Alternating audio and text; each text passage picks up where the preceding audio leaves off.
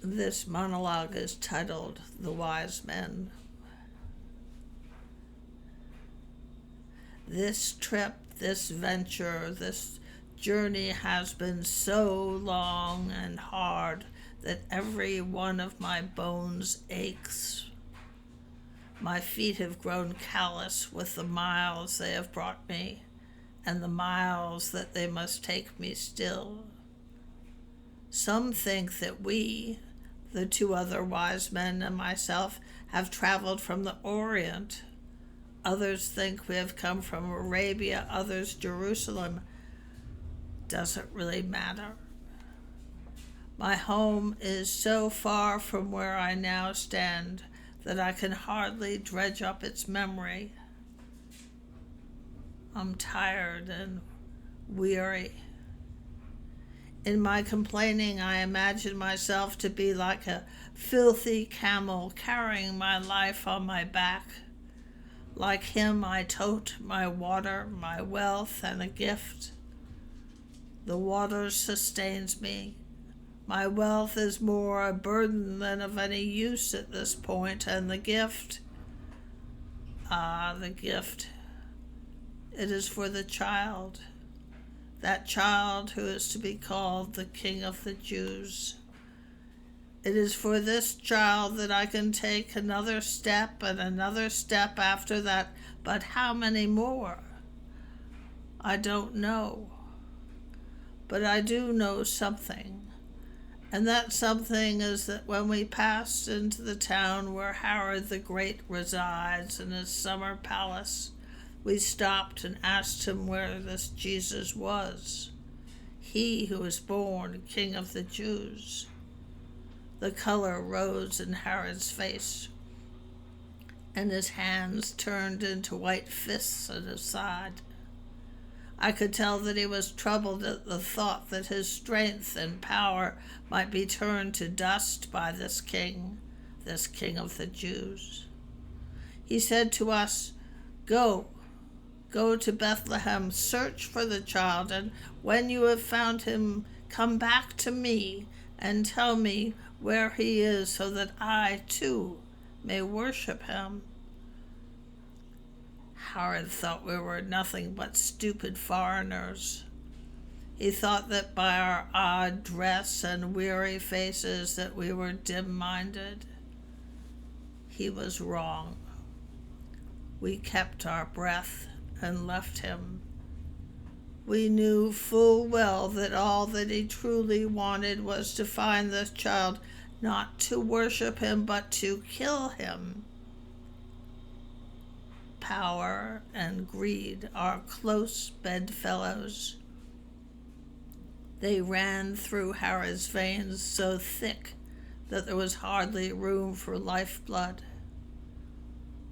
This King Herod wanted no rivals, no one to challenge his authority, no one to undermine his kingdom.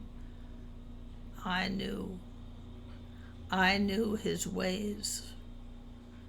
We left him and his burning white knuckles. We traveled on, knowing that we could never return his way. We were strangers in a strange land. No doors opened to us. No food was offered. All we received were blank stares that fell upon our faces, then stole away. We kept moving like a cloud across the night sky. Then I saw it. It wasn't a brilliant star piercing the dark. No, it was a luminous vapor that kept turning into itself, a ball of light the size of 20 moons combined. It was gray and silver and white. It held the form of spun glass. The stars around it seemed to be feeding it light. I am considered to be a sage, a wise man, but I had no idea of what my eyes were seeing, I turned to the others and said, "It is He. This is the way." Who knows how I knew, but I did. Our bodies found new strength and we walked on feet that now knew no pain. We arrived at the stable and we fell to our knees. Before me was the child, Emmanuel. Emmanuel meaning God with us. It was such a revelation that brought tears to my eyes, tears that fell down my cheeks, carving paths through the dust and dirt of weeks upon weeks of travel. My heart nearly burst with the revelation that this God with us was indeed with us and will be with us in the light of our lives and in the darkness of our days. That this Emmanuel will be our source of inspiration and strength. I knew that this child before me, this Jesus, would give power to the powerless, shelter to those lost in a storm of body, mind, or spirit, and that he would offer refuge to the troubled soul. I reached into my robe and brought out my package. It was wrapped in silks and tied tight. I was slow to unwrap it.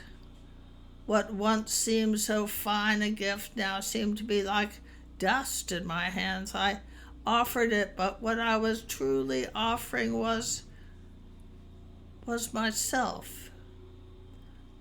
I reached my hand over Jesus' head. The same light that was turning in the heavens was lingering over him in a soft glow. This I knew was the light I must follow, not just today, but every day. This light, the light that is the God with us, the light that is no stranger to darkness, but is never overcome by it. This is the home of our spirit. This is the home of love that surpasses understanding. This knowing was what we held tight to our breasts when we departed. This is the light we shared with every beast of burden, every man, woman, and child that crossed our path on our trip home. Each one of them took the light into themselves and said, "Emmanuel, God with us." Months had gone by when I finally reached my own door. It was night, and I turned my face to the sky, and I heard a chorus of thousands of voices. They were the voices of all those we had met along the way, a chorus of voices that filled every particle of the air, a chorus that sang, "God is with us, God is with us." This voice has traveled down the centuries of time to you and to you and to you. God is with us. Take hold of the light.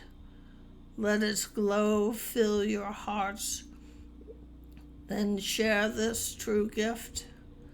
It is the only true gift that we have to give. God is with us. God is with us. Every time you find your way home, God is with you. God is with you.